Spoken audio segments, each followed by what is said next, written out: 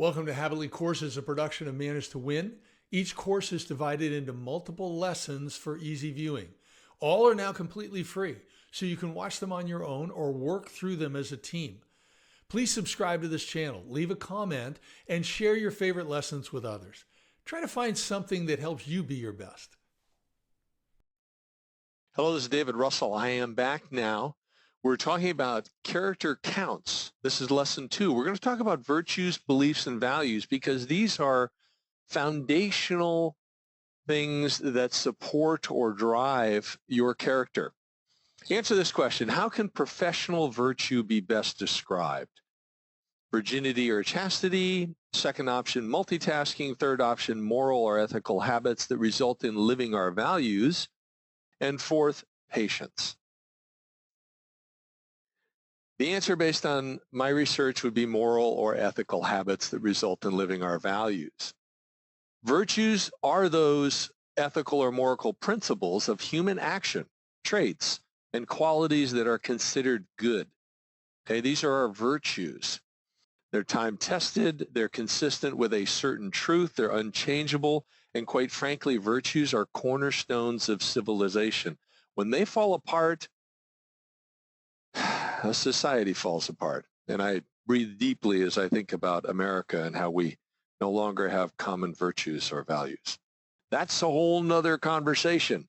But right now we're talking about professional behavior and having good character, and virtues are very important, so we want to be aware of them. What about beliefs? Which of these statements, and there are multiple, I'll give you a hint, best describe beliefs? First one, a belief is a statement in which you have trust or confidence. Number 2, a belief may not be true and may be unchallenged or untested. Number 3, a belief may change when it is challenged. Number 4, beliefs we develop are positive or negative. And lastly, beliefs change easily. How many of these statements, which statements do you believe are true when you're considering beliefs? And the survey says the first 4 are true. The only statement I made that is not true is beliefs change easily. They don't, because beliefs are pretty deeply rooted. So beliefs drive our emotions. They're based on our life experiences. They're developed in stages. They become an opinion that we feel is true. They are the building blocks of our values, and they don't change easily. Now, I could give you examples today of some beliefs that people have in different movements or political parties or even religions. And the challenge is that I would offend someone. But what I'm saying, and I could show you that even they're not based on facts, and yet people have them, but it would offend someone.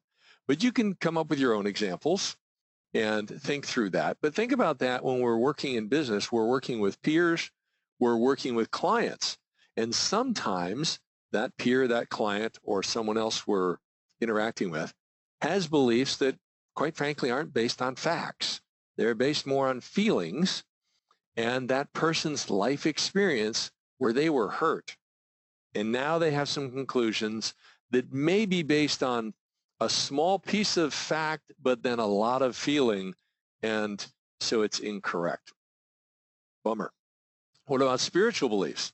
Everyone has spiritual beliefs. I'll repeat that. Everyone, even an atheist, has spiritual beliefs. Their belief is there is no God, no matter what. No evidence to the contrary.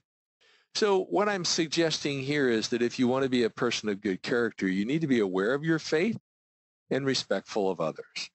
Our faith affects our quality of work because it can affect our belief about what is quality work. And there's a lot of pressure in society and certain workplaces to compromise our beliefs and our values. And if you've got high standards, I mean, you need to think twice before you do that. And by the way, when you have a major disruption in life, professionally or personally, your response will be based on your spiritual beliefs. How about values? Values are a little bit different. So which of these statements defines a value? And it'll be more of one of them. I'll clue you in. First statement is it's a way of looking at life. The second determines how you judge positive or negative. The third is a set of beliefs. The fourth can be shared by two different, but they have different beliefs. And it affects our perspective and shapes our worldview. Which of these is correct when you're considering how a value is defined? And the answer is all of them. Values are based on your virtues and or beliefs. Values are virtues and beliefs that are personally meaningful, okay? And we have different types of values. We have ethical and moral. We have doctrinal, ideological, religious, political, social, and aesthetic. Values can be relative or ethical and embraced by choice. We make a choice, just like character is a choice.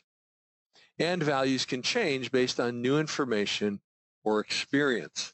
But keep in mind, if they're based on beliefs, that doesn't change necessarily easily because that relates back to how we were treated, a life experience. So it can be difficult, not necessarily an easy battle to go in and encourage someone to consider facts that would change their beliefs. Sometimes they're just locked in, don't want to change. So I would encourage conversation around here, respectful conversation. If somebody crosses a boundary, you can let them know. But virtues, beliefs, and values are foundational cornerstones of our character.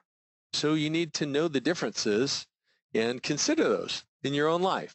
Here's 5 questions here you can consider. I encourage you to study this carefully, take the exam, and pass it. This is the end of lesson 2. Bye for now.